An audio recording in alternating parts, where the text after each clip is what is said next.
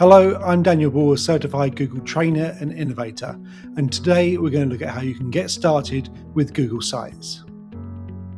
Google Sites have many great applications across education. For teachers, they could be used to share information, news, or announcements with students, but they're also really great at being a curated place to share all revision resources or information for homework. For students, it's a great way to build a portfolio of their work, but also to work collaboratively on project-based learning. You can also learn a lot about website design and how to communicate effectively using digital tools. There are many ways of creating a Google site. You can click on the waffle icon here and find the sites.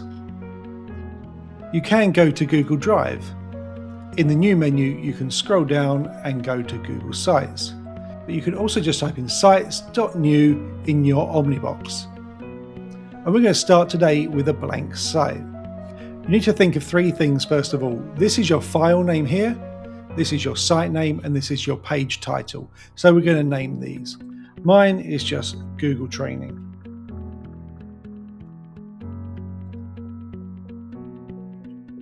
We're going to particularly put it in here, Sites Training.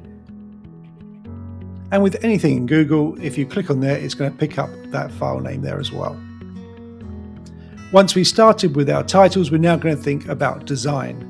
In this header area, we can then click on image to either upload or select an image that's going to replace the existing one here. If I click upload, this is from my Google Drive or from my desktop device, or if I click select, I can choose from a range of images Google have got here. I can also change the header type if I want to have this is my whole cover page, a large banner, the normal banner, or just title only. So again, choose what you want. Next, we're going to look at the theme. So if I click on themes over here in the right hand side, move that, we can then see different themes are available, so I can choose a different theme. And when doing so, I can then choose different fonts. And if I want, I can choose different colors as my main theme. If I've got a particular color that I want, I can then put in that code for it there. Once I've created my theme and I've done my header, we're now going to think about information and elements we want to put into our Google site. There are a number of different options you've got down here. Here are some shortcut options of text, images, embedding, and drive. Just to say when you're embedding information, it's in HTML if it's embedded code. There are some content blocks to help you. So if you're not great at design, you might want to choose one of these, and then you can click on the element plus tab to then choose, so for example, an image.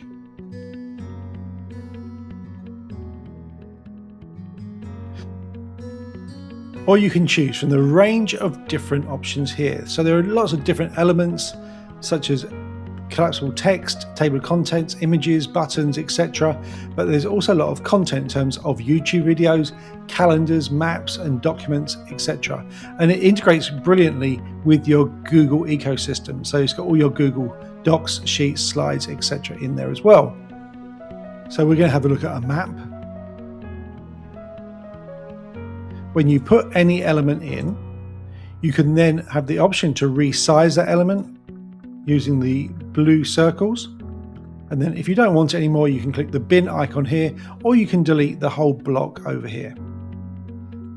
If you want additional pages on your site, you can click on the pages option here and click plus a new page. If I give this a new title, again, then I can just go and insert more elements from the menu here. As you can see, when I've added a new page, there's a new navigation panel across the top, so it allows me to navigate around my site. I can have options about where this sits and how it looks, so if I click on the settings icon here and go to navigation, I can move it to the side rather than across the top.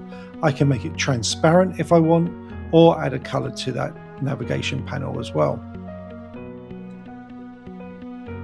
Once I've created my site and I'm happy with it, I can then click publish.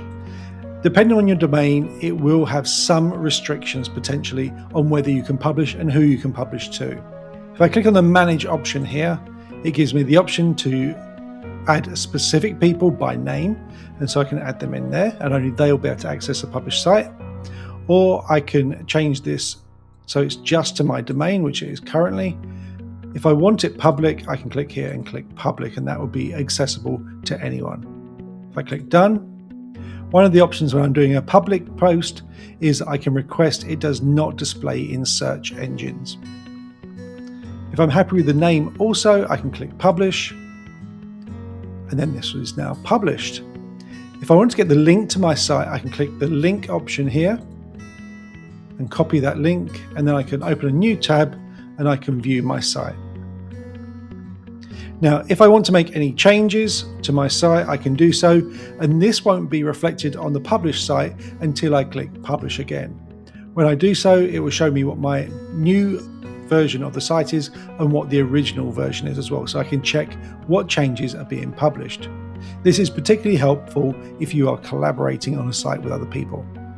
If I click publish, then that's going to appear. If I no longer want my site to be published, I can click on the drop down arrow here and click unpublish, and that's going to take that off the internet.